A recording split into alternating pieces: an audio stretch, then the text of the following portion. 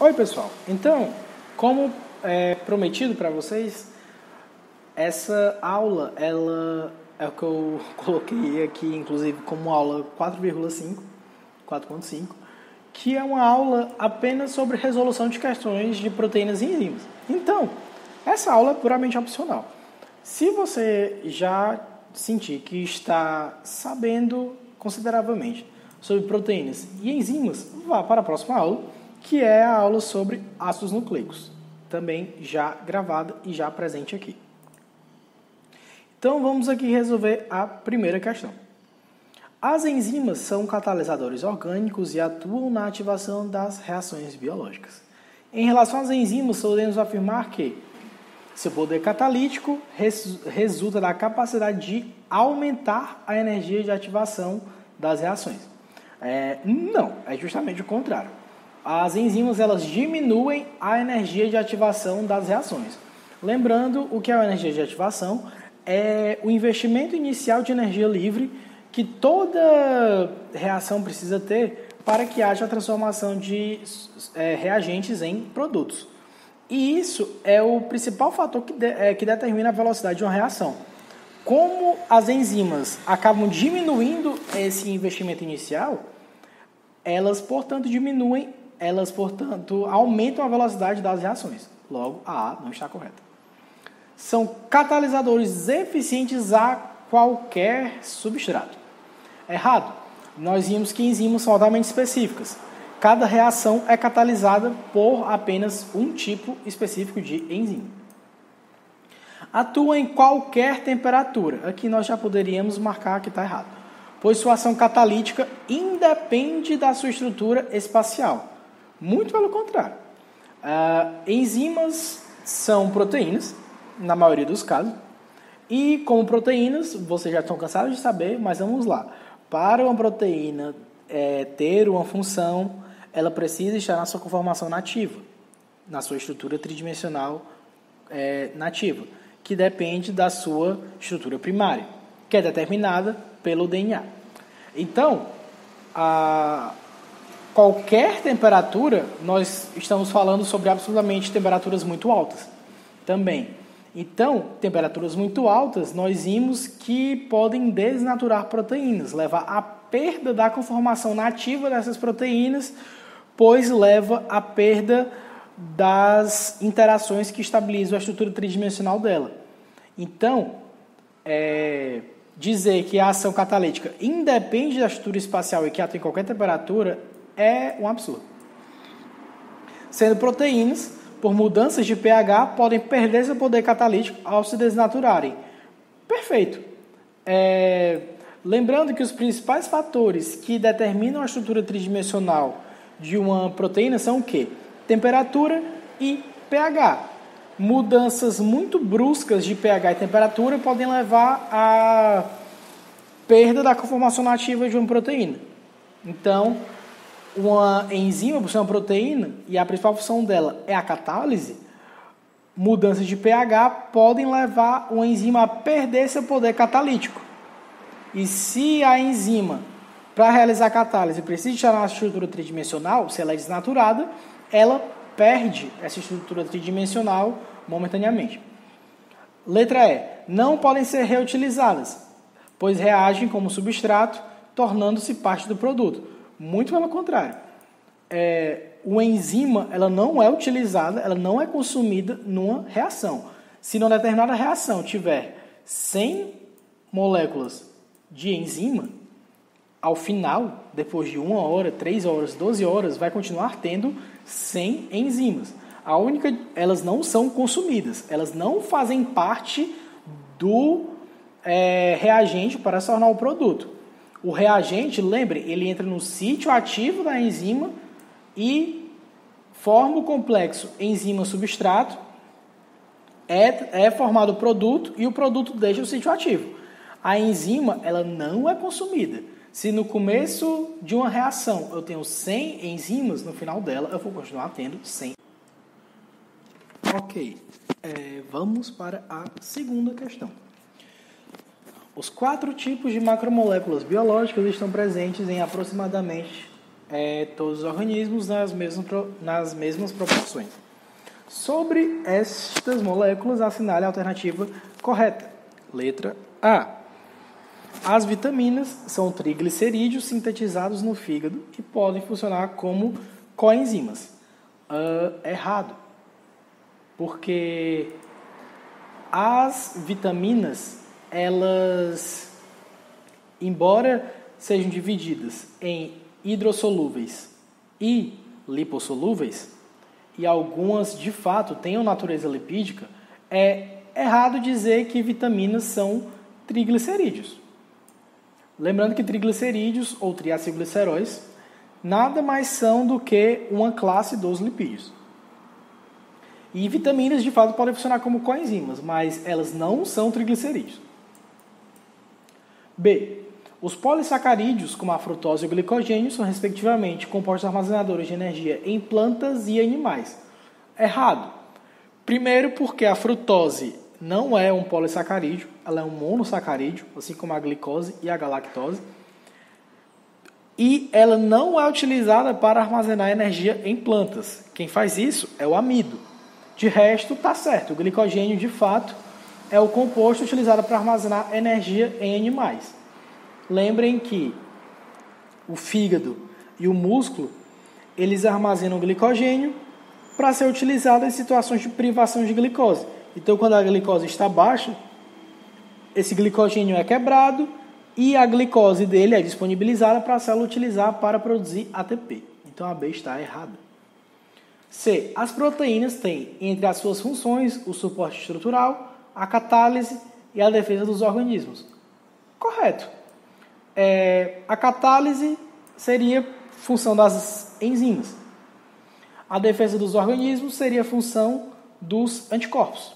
E o suporte estrutural seria função de alguns tipos de proteínas que nós chamamos de proteínas fibrosas, como é o caso da queratina e do colágeno. D. Os ácidos nucleicos são polímeros de nucleotídeos, caracterizados pela presença de hexoses. Errado. Hexoses são principalmente utilizados para produzir ATP, são utilizados como substratos energéticos, como é o caso da glicose. Os nucleotídeos, eles são constituídos por um grupo fosfato ligado no carbono 5 de um açúcar, que é a ribose ou desoxirribose, que são pentoses e não hexoses. São açúcares monossacarídeos de 5 carbonos e não de 6. Letra E. Os carboidratos, assim como os ácidos nucleicos, podem funcionar como material hereditário. Errado. Carboidratos não podem funcionar como material hereditário. Terceira questão. Em relação às enzimas, podemos afirmar que A. Não podem ser reutilizadas, pois reagem com o substrato, tornando-se parte do produto. Errado. Nós falamos disso, inclusive, na questão retrasada, eu acho, já esqueci. Mas as enzimas não são consumidas nas reações. Elas podem ser reutilizadas. Se no começo de uma reação eu tenho 100 enzimas, ao final dela eu vou dar 100 enzimas. B. São catalisadores eficientes por se associarem de forma inespecífica a qualquer substrato. Primeiro, enzimas se associam de forma absolutamente extremamente específica a um substrato e a um substrato muito específico. Não é a qualquer substrato. Então, letra B está errada. C. O poder catalítico das enzimas resulta da capacidade de aumentar a energia de ativação. Carro passando. Aproveitar para tomar água.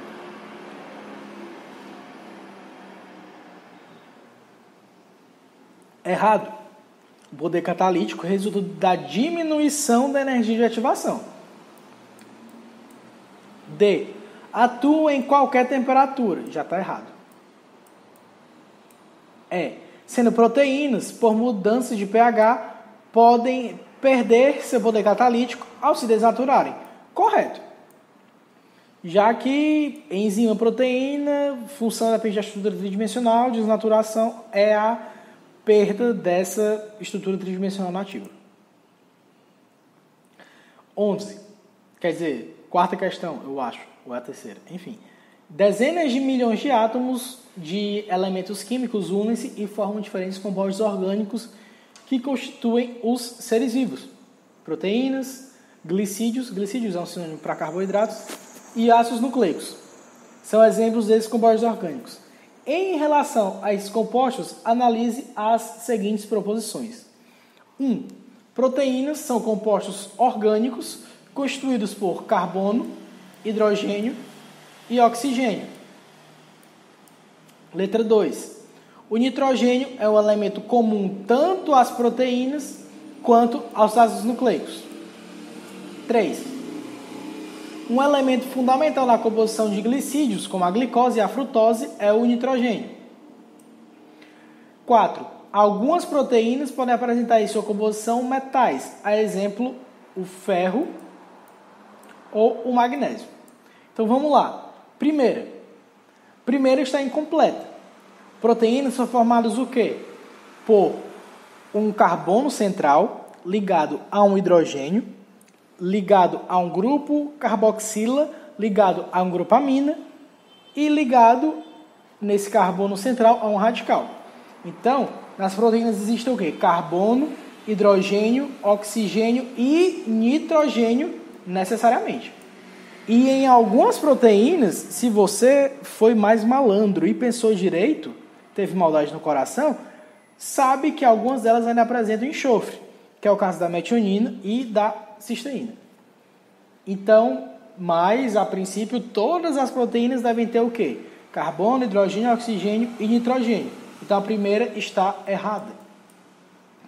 2. O nitrogênio é um elemento comum tanto às proteínas quanto aos ácidos nucleicos.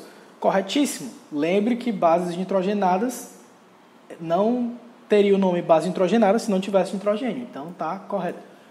3. Um elemento fundamental na composição de glicídios, como a glicose e a frutose, é o nitrogênio. Essa aqui está errada, mas faço uma ressalva. Existem carboidratos monossacarídeos, mas monossacarídeos modificados que têm nitrogênio na sua composição, como é o caso da N-acetilglicosamina e da N-acetilglicosamina, sendo a N-acetilglicosamina o monômero responsável pela constituição da quitina, que é um polissacarídeo presente tanto na parede celular dos fungos quanto no exoesqueleto dos artrópodes. Mas, como essa questão está falando sobre glicose e frutose, que são hexoses, nós podemos dizer que a 3 está errada. 4. Algumas proteínas podem apresentar em sua composição metais, a exemplo, ferro ou magnésio. Correto. Lembrem que algumas proteínas, elas são metaloproteínas. E metaloproteínas são proteínas que dependem da atividade de sais minerais. Então, é isso. Próxima questão. Tá. Então, alguns fatores podem alterar a rapidez das reações químicas. A seguir, destacam-se 3 exemplos no contexto da preparação e da conservação de alimentos. Primeiro, a maioria dos produtos alimentícios se conserva por muito mais tempo quando submetidos à refrigeração. Isso é importante. Esse procedimento diminui a rapidez das reações que contribuem para a degradação de certos alimentos químicos. Segundo ponto. Um procedimento muito comum utilizado em práticas de culinária é o corte de alimentos para acelerar seu cozimento, caso não se tenha uma panela de pressão. Ok. Terceiro ponto. Na preparação de iogurtes, adicionam-se ao leite bactérias produtoras de enzimas que aceleram as reações envolvendo açúcares e proteínas lácteas. Com base no texto, quais são os fatores que influenciam a rapidez das transformações químicas relacionadas aos exemplos 1, 2 e 3? Então, aqui a gente está vendo o quê? Que em 3 itens, em 3 situações diferentes, a velocidade das reações é alterada de alguma forma. Então, a questão pergunta em ordem quais são esses fatores de fato. Então, na primeira, a gente tem o quê? Que é realizado um procedimento que diminui a rapidez das reações quando o alimento é refrigerado. Então, se o alimento é refrigerado, a gente já pode ter noção aqui, que olhando pelos itens da questão, que aqui seria temperatura. Por que isso acontece? Alguns alimentos eles começam a ser degradados porque no meio encontram-se algumas proteases, que são enzimas que degradam outras proteínas, e isso algumas vezes, também junto com a proliferação de micro-organismos, leva ao apodrecimento ou degradação de certos alimentos. Então, refrigerar certos alimentos diminui a ação dessas proteases, de forma que o alimento ele pode se tornar viável por mais tempo. 2. Aqui a gente está vendo o quê? Corte de alimento para acelerar o seu cozimento. Se o alimento está sendo cortado para acelerar o cozimento, isso tem a ver com superfície de contato. É a mesma coisa que a pessoa pegar um comprimido efervescente e triturar esse comprimido e colocar em água. A dissolução vai ser muito mais rápida do que colocar o comprimido efervescente como um todo, porque a superfície de contato do comprimido em contato com a água vai aumentar bastante. Então, esse corte dos alimentos acelera o cozimento justamente por conta desse aumento na superfície de contato. 3. Na preparação de iogurte, adiciona-se ao leite bactérias produtoras de enzima que aceleram as reações. Ora, como a gente pode ver aqui nos itens, catalisadores. Como pode ver aqui. Então, a ordem seria o quê? Temperatura, superfície de contato e presença de catalisadores, que seria a letra A, no caso. Questão bem simples, mas que, se você não se atentar ao que a organização dela, você pode se confundir um pouco. Na presença de certos solventes, as proteínas sofrem alterações tanto em sua estrutura espacial quanto em suas propriedades biológicas. No entanto, com a remoção do solvente, voltam a assumir sua conformação e propriedades originais. Essas características mostram que a conformação espacial das proteínas depende do seguinte tipo de estrutura de suas moléculas. E aqui está presente os itens. Ora, a gente viu que a função de uma proteína é determinada pela estrutura tridimensional dela. E o que determina a estrutura tridimensional é a sequência de aminoácidos dessa proteína, também chamado de estrutura primária, que é determinada pelo DNA. Existem alguns fatores que afetam a estrutura tridimensional das proteínas, como a gente comentou na aula, dentre os quais a temperatura, o pH e a presença de alguns solventes orgânicos, como por exemplo a ureia em grandes concentrações. Então, o que a questão está perguntando? Essas características mostram que a conformação espacial das proteínas depende do seguinte tipo de estrutura. Então, o que é que determina a conformação nativa no espaço de uma proteína? A sua estrutura primária, que é o quê? A sequência de aminoácidos da proteína. Uma proteína, mesmo quando ela é desnaturada, ela nunca vai perder a estrutura primária dela, que são os aminoácidos que a formam em ligações covalentes, que são as ligações peptídicas. E a informação na ordem de aminoácidos é o que vai determinar o padrão de enovelamento de uma proteína. Então, ela pode realmente ser desnaturada e perder a conformação nativa e perder a estrutura tridimensional naquele momento. Mas a estrutura primária, ela nunca perde, porque é ela que determina a conformação nativa de uma proteína. A síndrome conhecida como vaca louca é uma doença infecciosa que ataca o sistema nervoso central de animais e até do homem. O agente infeccioso dessa doença é um prion, molécula normal de células nervosas alterada em sua estrutura tridimensional. Os prions, que também são chamados de proteínas infecciosas, os prions assim alterados têm a propriedade de transformar prions normais em prions infecciosos. Os prions normais são digeridos por enzimas do tipo tripsina. Informação importante, já que a tripsina é uma das principais, já guarda essa informação, é uma das principais proteases presentes no intestino. protease é o quê? Enzima que degrada outra proteína. Então a tripsina, junto com a quimiotripsina, com carboxipeptidases, com aminopeptidases e com a pepsina, são as principais enzimas do trato digestório que vão atuar na digestão de proteínas. Então, tripsina é uma protease. Curiosamente, os alterados não o são, o que, entre outras razões, permite a transmissão da doença por via digestiva. Lê aqui que eu acabei me confundindo. Os prions normais são digeridos por enzimas do tipo tripsina. Curiosamente, os prions alterados não são digeridos pela tripsina, o que, entre outras razões, permite a transmissão da doença por via digestiva. Tais dados indicam que a molécula do prion é de natureza glicolipídica? Não. Quer dizer, poderia até ser.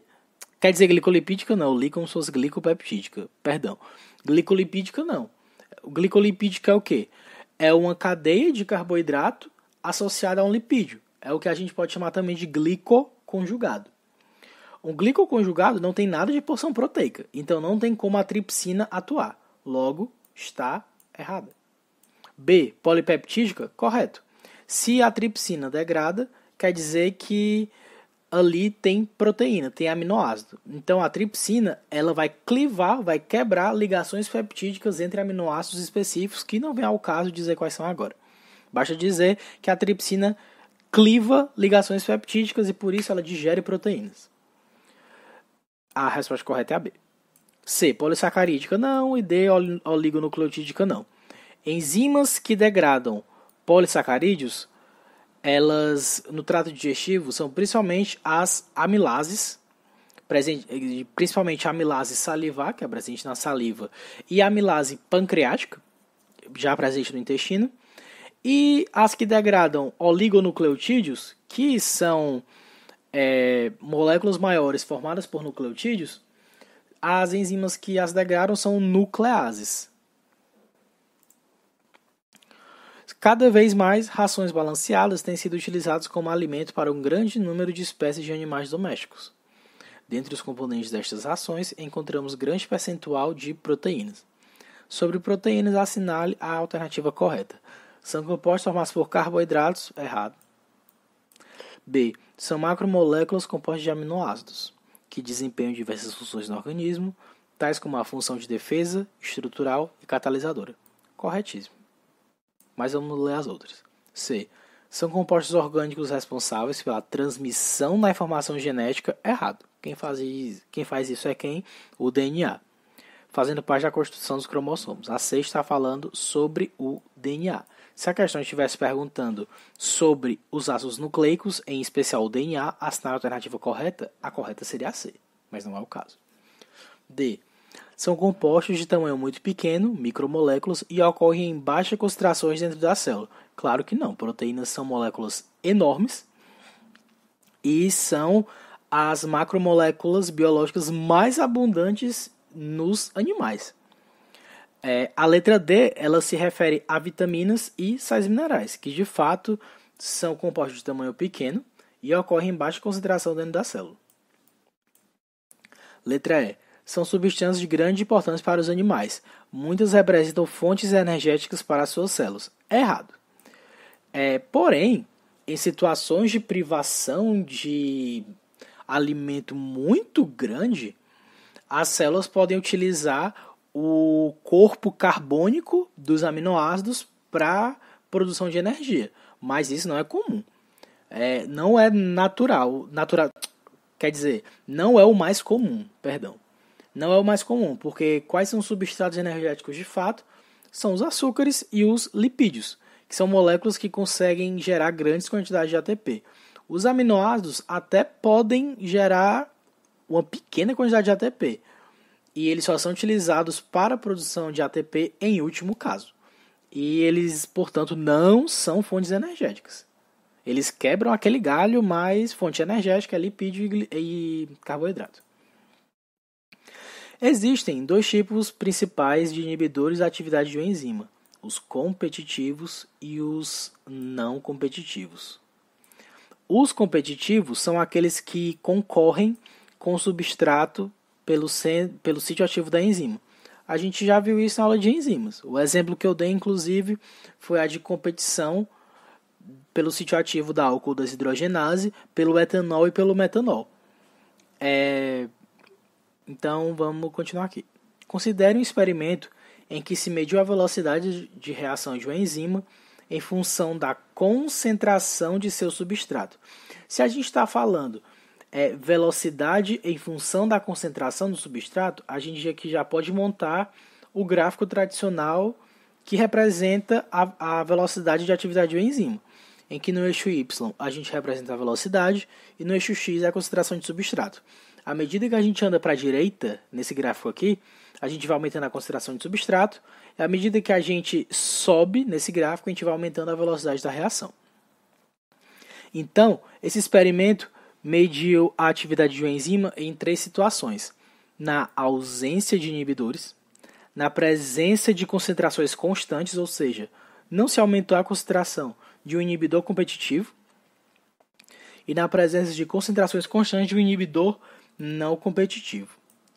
Gente, lembrando, o inibidor competitivo é aquele que tem estrutura química semelhante ao substrato nativo daquela enzima.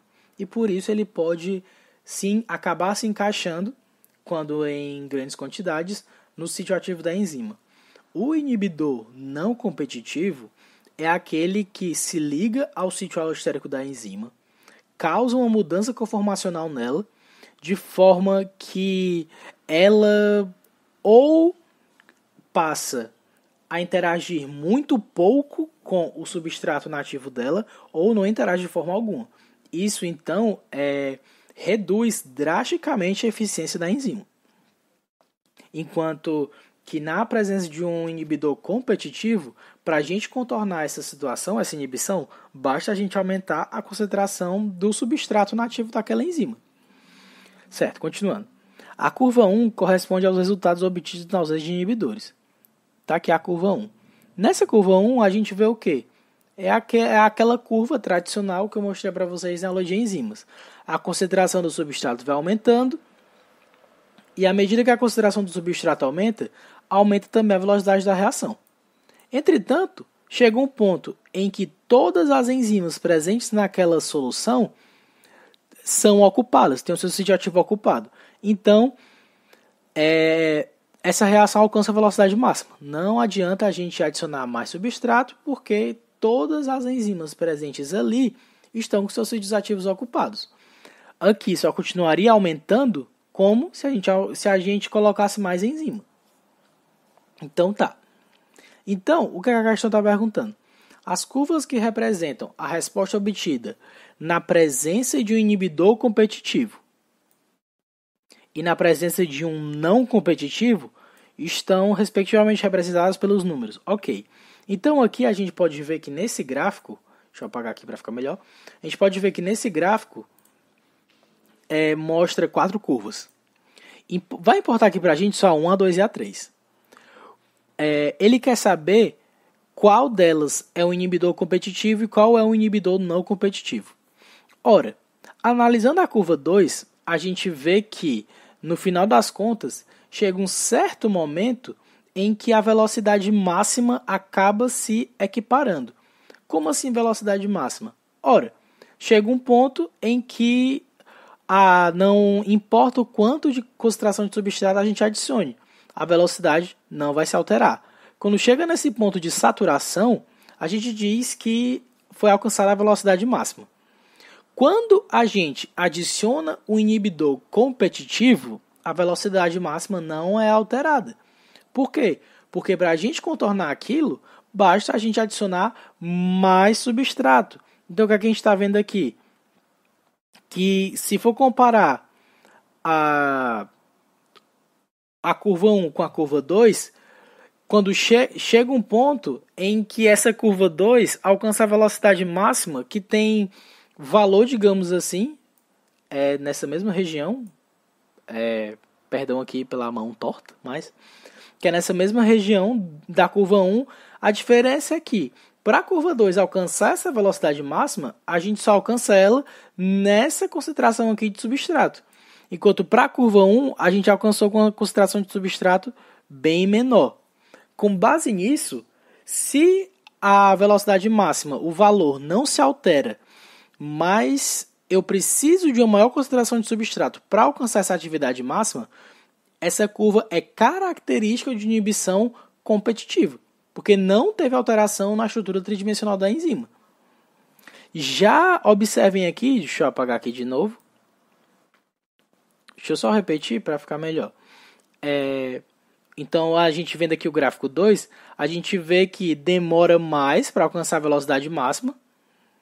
A velocidade máxima ela só começa a ser alcançada para a curva 2 bem aqui, que é quando começa a linearizar a curva 2, enquanto para a curva 1, a velocidade máxima foi alcançada aproximadamente aqui, ou seja, numa concentração de substrato menor. Se a concentração de substrato teve que ser maior para que a enzima alcance a mesma velocidade máxima sem o inibidor, significa que é uma inibição competitiva. Beleza.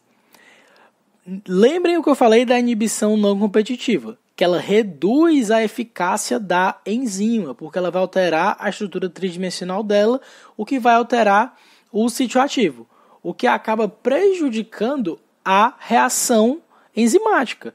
Por quê? Porque o substrato ele ou pode não mais se encaixar no sítio ativo, ou ele pode se encaixar de forma muito menos eficiente. Menos substratos vão entrar nos sítio ativos de menos enzimas. Então, eu estou diminuindo a velocidade total da minha reação. Se eu diminuir a velocidade total da minha reação, eu vou ter um deslocamento da curva para baixo. A minha velocidade máxima, como vocês podem ver aqui, que eu já dei a resposta, estava apressado pelo 3, a velocidade máxima ela diminui. Por quê? Porque a eficiência da enzima foi comprometida. Se a eficiência da enzima foi comprometida, a velocidade máxima que ela vai alcançar, não importa a concentração de substrato que eu coloque ali, não vai ser igual à velocidade máxima da enzima sem esse inibidor não competitivo. Vejam que aqui a redução que teve na velocidade máxima. Se altera a velocidade máxima, então eu posso dizer que é um inibidor não competitivo. Observem aqui, a enzima sem inibidor e com inibidor não competitivo, como a velocidade máxima diminui. O gráfico, no final das contas, a curva, ela continua tendo o mesmo padrão. Adiciona-se concentrações de substrato até chegar na velocidade máxima, que se torna constante. Mas observem que o que? A velocidade máxima diminui. Enquanto que na inibição competitiva, a velocidade máxima permanece constante. Mas o que? Eu preciso adicionar concentrações maiores de substrato do que eu precisaria na ausência desse inibidor. Então, o que representa o inibidor competitivo é o número 2 e o inibidor não competitivo é o número 3.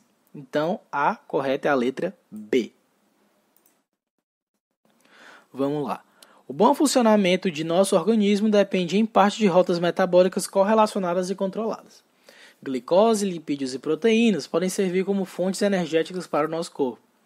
Diante da decisão de uma pessoa perder peso rapidamente, foram feitas as seguintes afirmações. 1. Proteínas possuem funções essenciais ao organismo, como enzimas e elementos estruturais, não sendo então armazenadas como fonte primordial de energia. Corretíssimo. Como eu falei para vocês, proteínas, em muito último caso, podem ser utilizadas para a produção de ATP, mas em último caso, quando há muito pouca glicose e muito pouco lipídio. Então a letra 1 está correta. 2. As gorduras apresentam maior conteúdo energético por unidade de massa do que carboidratos. Corretíssimo. Lembrem que a molécula de ácido graxo, ela tem cerca de 16 átomos de carbono, que é o ácido graxo mais comum na gente, que é o ácido palmítico. Ela tem 16 átomos de carbono e desses átomos de carbono, 15 deles estão em ligações com hidrogênio. E lembrem do que eu falei na aula de carboidratos e lipídios. quanto mais ligações CH2 tiver uma molécula, mais energética ela é. Porque essas ligações, porque essa molécula é altamente reduzida, significa que ela sendo oxidada, ela vai liberar muita energia. Então, a 2 está correta. Enquanto os carboidratos, eles liberam alta quantidade de energia, claro, mas bem menos que lipídio. A queima dos lipídios, a oxidação de lipídios, queima em torno de 2 vezes o dobro de energia que de carboidratos. É bem mais eficiente energeticamente queimar gorduras. Ah, mas então por que a gente prefere queimar carboidrato principalmente? Porque é mais fácil, principalmente. 3. Os músculos podem utilizar tanto suas reservas de glicogênio como ácidos graxos para a produção aeróbica de ATP. Correto. O músculo, ele utiliza, na verdade, 3 fontes energéticas. A glicose, os ácidos graxos e o sistema creatina-fosfato, que é o que está principalmente em ação em exercícios de musculação mais intensos. É um sistema que regenera o ATP em alta velocidade. Então, o músculo em repouso, ele usa principalmente ácido graxo. O músculo em atividade física intensa, ou seja, em atividade física, principalmente anaeróbica, o glicogênio passa a ser clivado em várias unidades de glicose, e essa glicose ela é fermentada, produzindo grandes quantidades de lactato e também ATP. Então, no músculo em atividade intensa, as principais formas de fornecimento de energia é a glicogenólise, que é a quebra do glicogênio produzindo glicose, e a fermentação dessa glicose para produzir ATP e lactato. E além disso, regeneração do ATP que está sendo constantemente utilizado para contrair o músculo por meio do sistema creatina-fosfato. Então a letra 3 está corretíssima. 4. Na gliconeogênese, alguns aminoácidos podem ser desaminados e usados para produzir glicose para o cérebro, que depende de glicemia adequada para o bom funcionamento. Beleza, essa questão aqui talvez pegue o pessoal. O que é a gliconeogênese?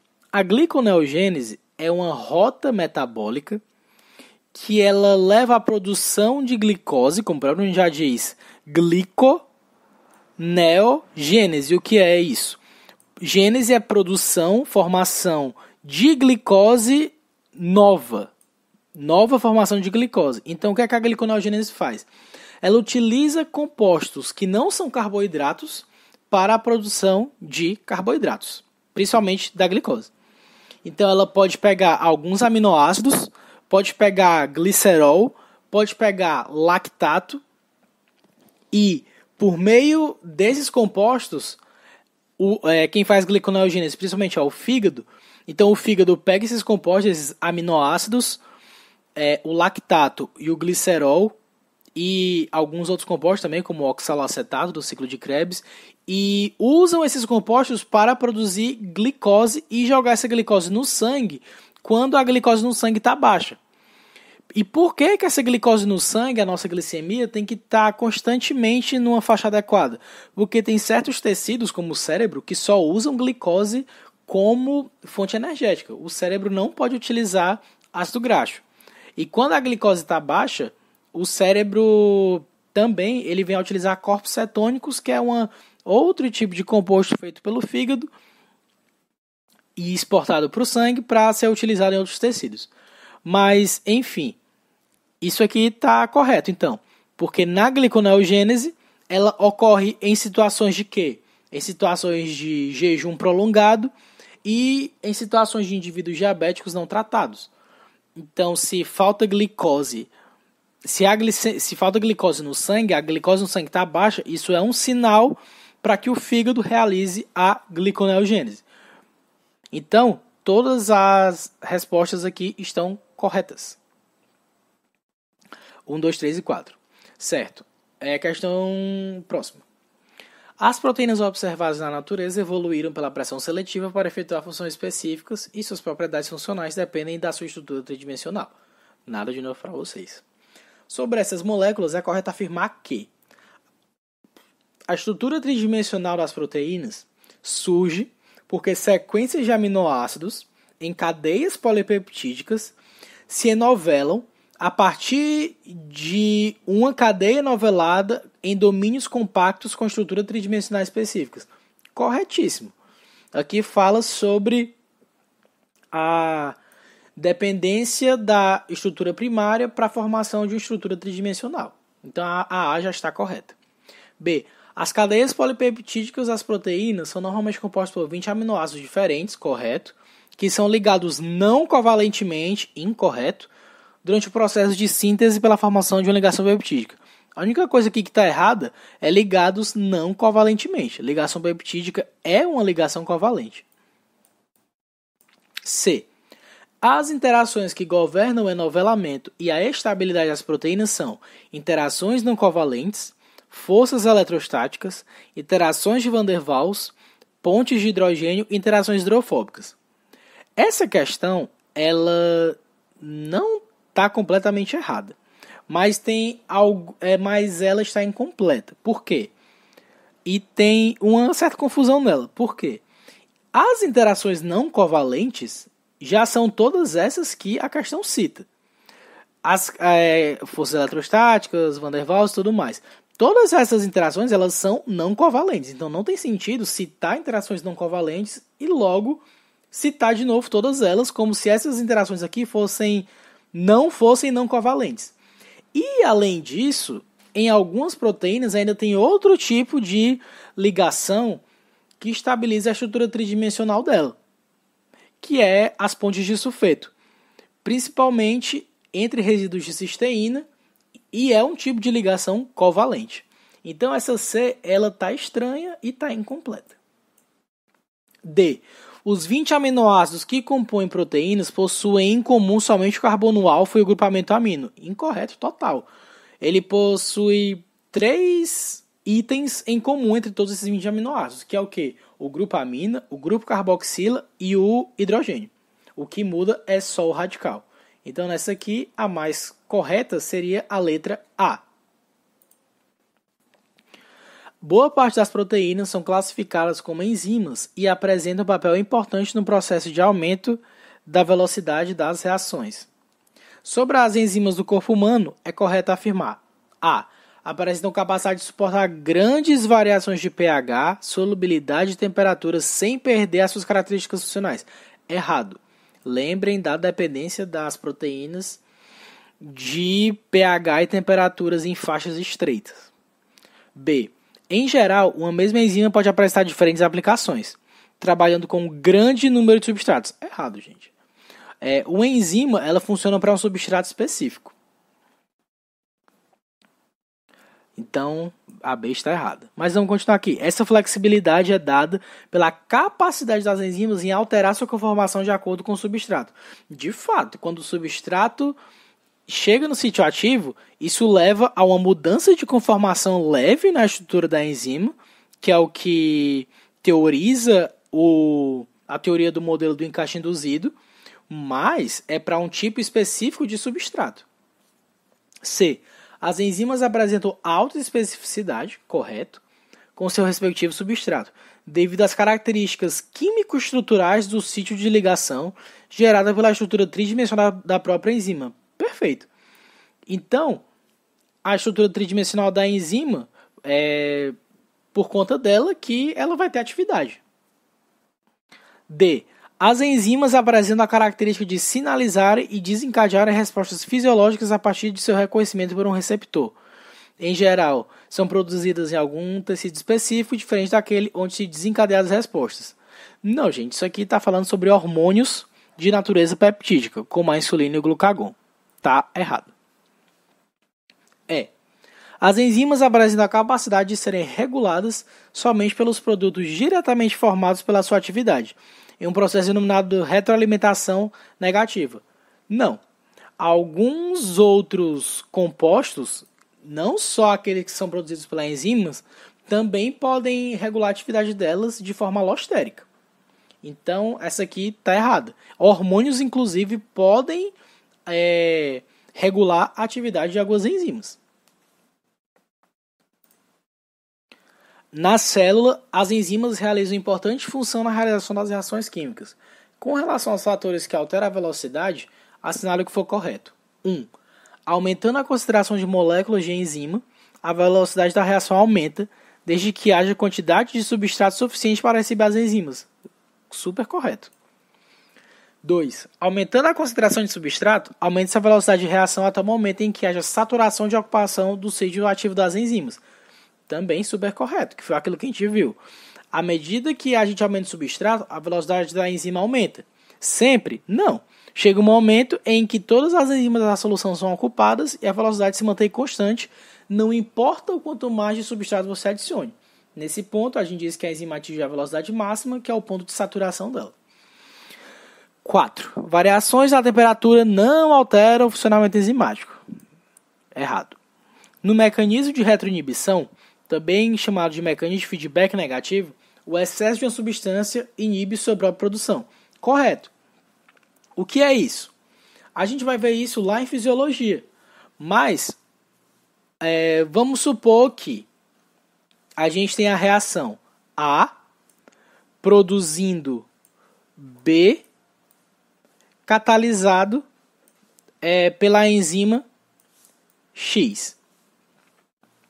Se eu tenho essa reação acontecendo de maneira muito rápida, de forma que eu tenho quantidades suficientes desejadas pela célula do produto B, esse produto B em grandes quantidades não precisa continuar sendo produzido.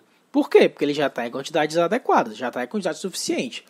Por conta disso, ele pode levar à inibição da enzima que produziu ele de maneira alostérica, para impedir que essa reação continue acontecendo, porque seria um gasto energético desnecessário. Se tem quantidade suficiente de B, não precisa ele continuar sendo produzido. Então, algumas enzimas funcionam dessa forma. O produto delas é o inibidor alostérico delas quando esse produto está em altas concentrações. Isso é um mecanismo pela célula para ela não gastar energia à toa. Isso é chamado de feedback ou retroalimentação negativa. Então, a 8 está correta. 16. O enzima é capaz de funcionar em amplas variações de pH sem alterar a atividade. Errado. Então, apenas a 8, a 2 e a 1 estão corretas, o total aqui dá 11. Uma dieta com consumo adequado de carboidratos, além de prover energia para o corpo, ainda proporciona um efeito de preservação de proteínas. A afirmação está correta por quê? Essa aqui é capciosa. A.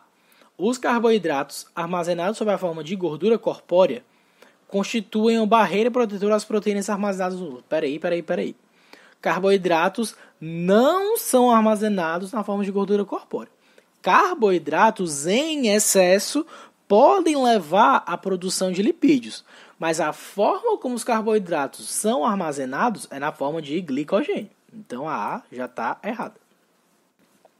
Se as reservas de carboidratos estiverem reduzidas, vias metabólicas sintetizarão glicose a partir de proteínas. Correto. É o que a gente viu na gliconeogênese. Guardem já esse processo, a gliconeogênese. É por isso que a situação que muitas pessoas que fazem academia falam que o músculo vai catabolizar. O que é isso?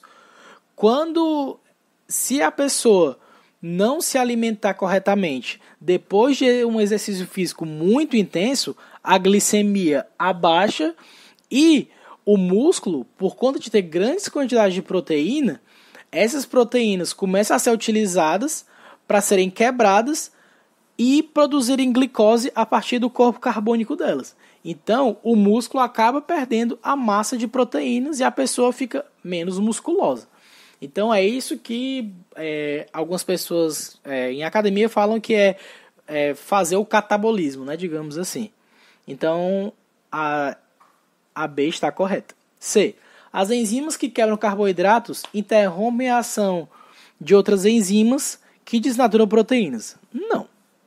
O nitrogênio presente nos aminoácidos das proteínas não pode ser inativado em presença de carboidratos. Oi? Nada a ver. A energia liberada pela quebra de carboidratos desnatura enzimas que degradam proteínas. Nada a ver também. Então, a correta aqui é a letra B. Lembre nesse processo que a gliconeogênese, ele é muito importante. E é um diferencial vocês saberem dele, porque isso não é comumente visto no ensino médio. E às vezes pode salvar vocês numa questão mais complexa dessas. As proteínas de desempenho importantes são os dois nos seres vivos. Suporte, produção, catálise, transporte, blá, blá. A alternativa correta. São formadas a partir de uma grande diversidade de aminoácidos. Correto.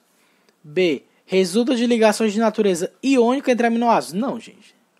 São ligações covalentes, que são ligações peptídicas. C. As suas estruturas secundárias são formadas a partir de ligações entre átomos de hidrogênio presentes na molécula, chamadas de pontes de hidrogênio. Tá muito estranha essa letra C. Daqui a pouco eu volto nela, que nem eu entendi direito. D. O fenômeno da desnaturação não interfere em suas estruturas. Me poupe. As ligações peptídicas são formadas por reações de hidrólise entre aminoácidos. Não, gente, são reações de síntese por desidratação. Hidrólise ao contrário, é a quebra das ligações peptídicas, que é o que acontece na digestão proteica lá no nosso sistema digestório, no estômago e no intestino. Deixa eu ler aqui a C de novo.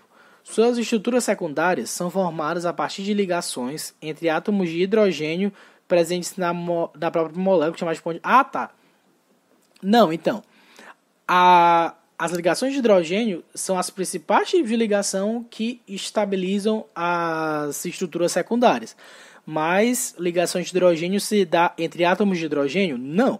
Se dá entre átomos de hidrogênio e oxigênio e átomos de hidrogênio e nitrogênio. E também entre átomos de hidrogênio e flúor, mas não tem flúor em aminoácido.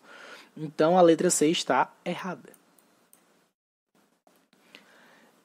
As enzimas são proteínas altamente especializadas que catalisam as margens. Enfim, é correto afirmar aqui. Quando a temperatura e a concentração da enzima são constantes e aumenta-se gradativamente a concentração de substrato, observa-se o aumento da velocidade da reação até o máximo, independente do pH. Errado. O mouse está deslizando aqui, mas isso aqui é falso. 2. O aumento da concentração de substrato causa uma diminuição da velocidade da reação. Nada a ver. Falso.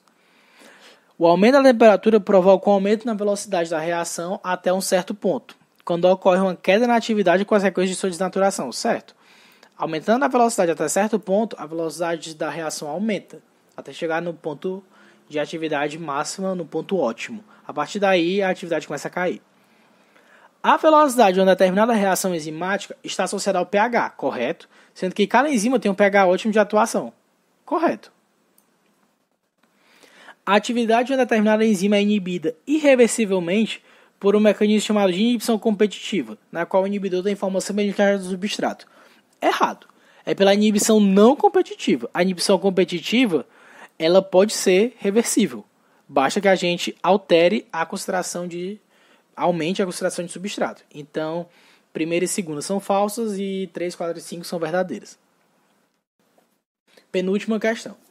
O gráfico abaixo apresenta a taxa de reação de 3 enzimas em função do pH em seres humanos. Com base no gráfico, considere as seguintes afirmações. 1.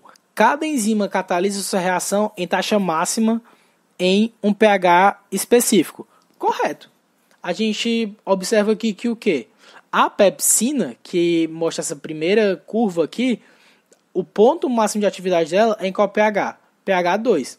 Lembrando que a pepsina é uma protease, uma proteína que degrada outras proteínas, e ela é a primeira protease a agir no nosso sistema digestório, lá no estômago, que tem um pH muito ácido. Tanto que o ponto ótimo de atividade dela é 2.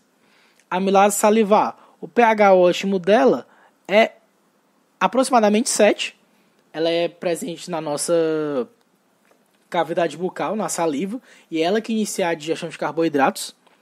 E a arginase, ela tem pH ótimo entre 9 e 10, como vocês podem ver aqui. Então, sim, cada enzima catalisa sua reação em taxa máxima em um pH específico. 2. As curvas de atividade têm seu pico no valor de pH em que cada enzima é mais efetiva. Correto. No ponto em que a atividade dela é máxima, é o ponto em que a velocidade dela também é máxima. 3. A pepsina, por exemplo, pode atuar no duodeno, pois sua atividade máxima ocorre em pH básico. Nem precisa saber o que é duodeno, mas o duodeno é uma porção do intestino. É a porção do intestino onde a digestão termina. Enquanto o jejum no íleo é a porção do intestino onde ocorre a absorção de nutrientes. E ocorre em pH básico, pelo amor de Deus, não. A pepsina atua, a atividade máxima dela é em pH altamente ácido. Então aqui apenas a 1 e a 2 estão corretas, letra C. Última questão. Em um experimento, em condições adequadas, foram medidas as velocidades de reação V de uma enzima em função do aumento da concentração de seu substrato S.